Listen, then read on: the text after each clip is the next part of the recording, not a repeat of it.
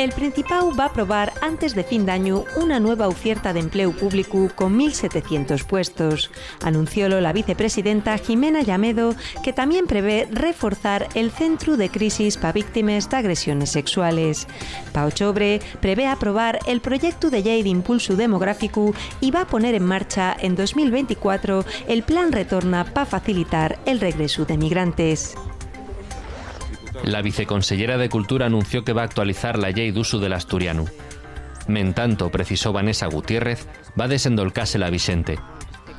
Además, anunció que va a crear una red de teatros de Asturias y una agencia de industrias culturales para asesorar y acompañar a los profesionales del sector.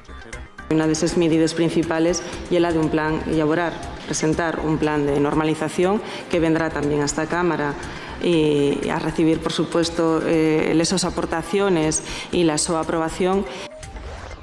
El empresario minero Victorino Alonso ingresó en la cárcel de Soto del Real. Tendrá de hacer frente a Sina a la condena de 4 años de cárcel ratificada por el Tribunal Supremo por explotar en sin licencia la mina Nueva Julia.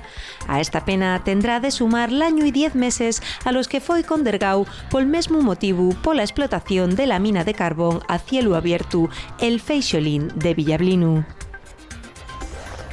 Atracada una oficina de Liberbank en Curniana, Salas. Foi a las 10 de esta mañana.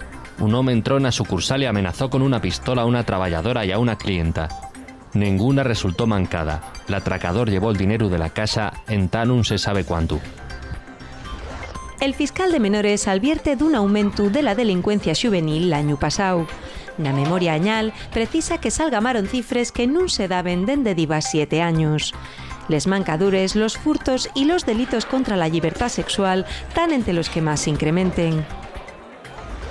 El cantante Melendi ya lle predilecto du Vieu.